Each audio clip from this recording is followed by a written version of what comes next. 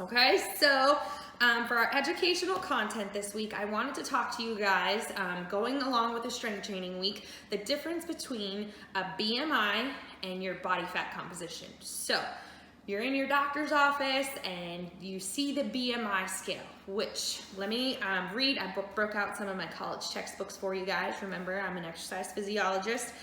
So your body mass index is the preferred body composition assessment for obese individuals.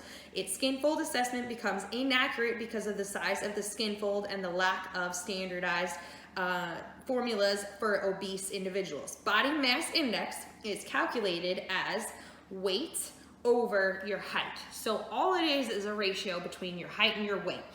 Okay, but this scale is an ancient scale. It does not take muscle mass into account. So if we're looking at the body mass index scale, so somebody like me, I am 63 inches, so I'm 5'3", currently weighing between 140 and 142. So if we look at the overweight scale, I weigh in at 25 kilograms per meter, which is equivalent to being overweight based on the BMI scale. So again, not taking muscle mass into account. Those of you guys who know me very well, I've been weight training for years. I have a large amount of muscle mass on me, so I do weigh more than most individuals. Okay, so take this number with a grain of salt. Okay, if your doctor tells you you need to weigh 130 pounds, just kind of ignore him. Don't ignore him. Maybe he knows what he's talking about in terms of other things. But when it comes to the BMI scale, don't base your weight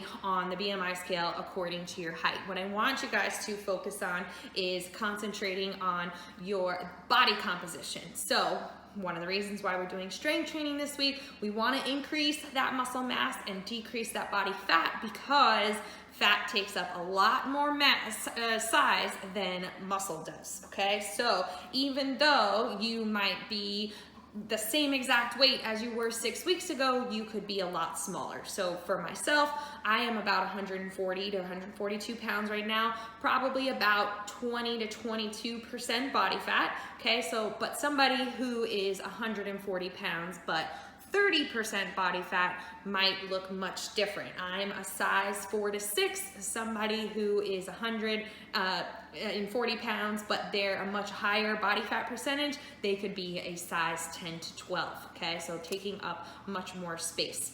Okay, so educational content today, I just wanted to kind of teach you the differences between the BMI and your body composition. Okay, take the BMI and what your doctor says with a grain of salt. We're going to focus on your body fat composition, and the best way to gauge what your body, if your body fat composition is improving, is to do those measurements that we talked about last week. Okay, so don't base your progress on the scale.